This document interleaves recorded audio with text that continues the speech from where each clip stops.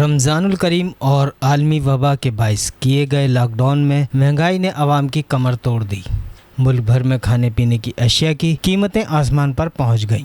आवाम की कुव्वत खरीद 2% से भी कम सतह पर आ गई है। महंगाई से परेशान वाटर पंप अनारकली बाजार के दुकानदार व इलाका मकीनों ने सच्चर न्यूज़ से बातचीत करते हुए बताया कि मुल्क की मौजूदा सूरत हाल बहुत ज़्यादा नाजुक है। रमज़ानुल मुबारक में जिस तरह काम होता आया है, रवां बरस इसका 25% भी नहीं रहा है। इस वक्त मंडी में जिस भाव से फ्रूट मिल रहा है, इससे हमारे अपने होश उड़ गए। फ्रूट मंडी में कोई व्यापारी सीधे मुँह बात करने को तैयार नहीं। आगे बाल पीछे महंगा आएगा तो आगे महंगा ही बिकेगा। यहाँ लोग कहते हैं आप महंगा भेज रहे हो, यहाँ आपका डबल रेट है।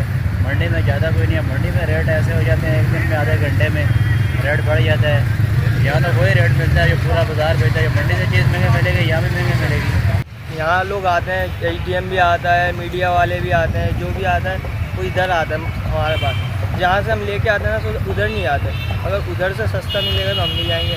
अभी उधर जैसे मंडी कितनी बड़ी है, और वहाँ पठानों के पास जाएँ, वहाँ से थोड़ा उनको बोले सस्ता करके बेचना तो सस्ता होगा। हम भी सस्ता ला के बेचेंगे। अब केला पीछे स्टोर पे यहीं आयशा मंदिर पे केले का स्टोर है, 100 रुपये दर्जन का, 120 रुपये दर्जन का काट के दे रहे हैं। अब हम ग्राहक को बता दें 150 रुपये दर्जन, 140। अब बताओ हम क्या करें।